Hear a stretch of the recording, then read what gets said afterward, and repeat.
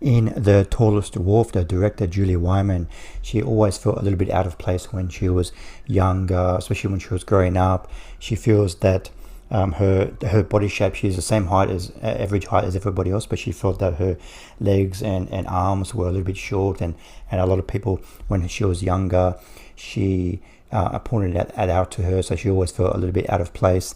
And in the documentary, she confronts her father about it, but her father and her mother don't really see anything different about them.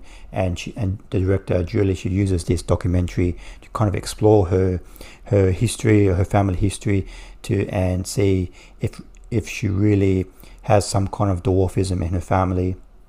And director Julie Wyman also interviews a wide range of different people who have a dwarfism, and they're actors, they work in the media, all sorts of jobs, and she interviews and the aspect of her life, and the director goes to a whole bunch of conferences about dwarfism, and she also joins forces with a group of dwarf artists to kind of confront the legacy of being tokenized and put on display for the world throughout history and the current world. The Tallest Dwarf is directed by Julie Wyman, and she has also directed A Boy Named Sue and Strong. The Tallest Dwarf, I had a difficult time connecting with this film.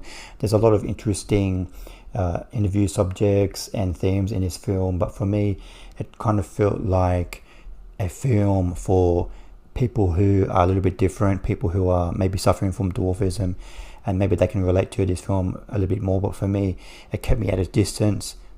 I found when the director Julie, she was going through her family history, and that was very interesting, but the film doesn't really focus on that a lot. And I found it interesting when they tried to focus on the history of dwarfism in the media and how they're represented throughout history. That was very interesting. But for me, when Julie joins forces with the dwarf artists, I just found it hard to connect with it. They get to do a whole bunch of activities in this film, but these activities are not very well explained. Like, they're doing some kind of poetry exercise, but I'm not sure what the objective of that was. The film doesn't really explain it. The participants, they all seem to get a lot out of it, but me as a viewer, I didn't get anything out of it. And another part in the documentary, the dwarves are asked to record their movements, and like, I'm not sure what the point of that was. So there was a lot of experiences and activities that the participants in this film were trying to relate to us, but for me, I just found these activities and these themes weren't explained enough for me to connect with the film as much as I would have liked. I give The Tallest Dwarf 2.5 stars out of 5. I did like a lot of this film. I found the media representation of dwarfism entertaining, and when the director Julie, she goes back in her family history, and that was very entertaining. But this film kept me at a distance.